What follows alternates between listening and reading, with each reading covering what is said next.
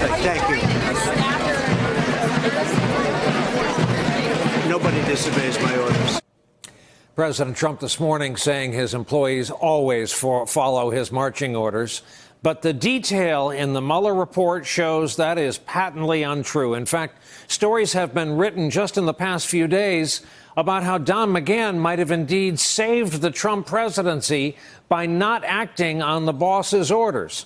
Our next guest knows exactly what it's like to work for Donald Trump. Barbara Rez was a vice president for the Trump Organization for almost 2 decades. She also happens to be the author of All Alone on the 68th Floor, How One Woman Changed the Face of Construction. More than that, it was the construction trades here in New York, which is not for cowards. So nice to have you on. Thank you. My pleasure. Thank you. When you hear him say something like that, we've got the Mueller report showing people who didn't follow his instructions. What does that make you think of? What happens in your mind? I remember I immediately associated with things that he asked me and other people when I was working for him to do that were ridiculous sometimes, inappropriate sometimes, maybe a little bit illegal, nothing like now.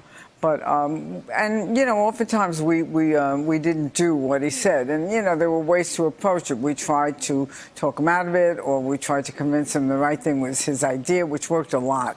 And other times, you just didn't do it and you waited for repercussions. But if he really wanted you to do something, he would lean on you.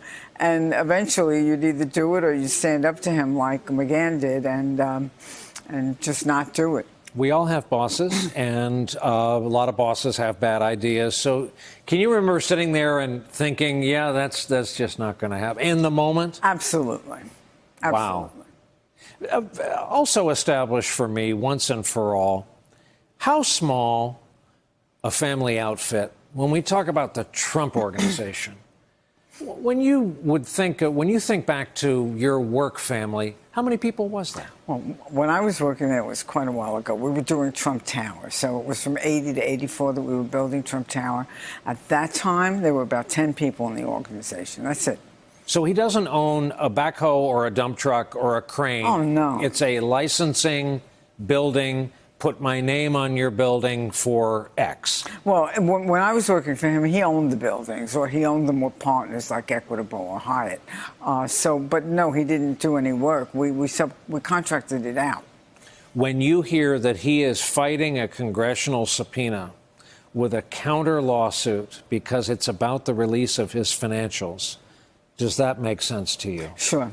Every time he had any problem at all, it was sue immediately. And usually if there was a dispute, he liked to be the plaintiff. You know, it was I'll sue first. You know, he thought that was an advantage. Here, he had no choice. He was going to be the plaintiff. But the idea is to delay. I mean, I think that's what's behind this. Maybe avoid getting those financial records out before, the next election comes up. What's it like for you? It's been 2 years plus to watch this. I mean, I have friends from high school, can't believe I get paid for doing anything. For you to watch this guy who was in your head and in your life and the center of your work universe for so long, what's it been like? It started out, it was really quite hard because, I have very mixed feelings about him. We were close at a point in time. And as it evolved, I couldn't believe some of the things he was doing, to be honest with you. I didn't think he was quite like this. I'm surprised at him. He's not human. He does terrible things. He's destroying the environment. He's hurting families. He's doing terrible things. Did you know he had that in him? I did not know he had that. I knew he was mendacious. I knew that there was, trickery. I knew that there was kind of thing, but not like he is now, no. And you knew him when he was culturally, at least, a full-on New York Democrat. Yes. As a matter of fact, he did fundraisers for Democrats, for which I went out and twisted arms to raise money. But he was definitely a Democrat. Well, it must be interesting to be you. I mean, starting with tonight's Twitter fusillade, he was always verbal. Yeah. He worked here for 14 years. And He communicated better in the older days. He's more childish now. He speaks like a kid almost. He doesn't have a good vocabulary, and he doesn't seem to focus. So he's changed in a lot of ways. Hey there, I'm Chris Hayes from MSNBC. Thanks for watching MSNBC on YouTube. If you want to keep up to date with the videos we're putting out, you can click subscribe just below me, or click over on this list to see lots of other great videos.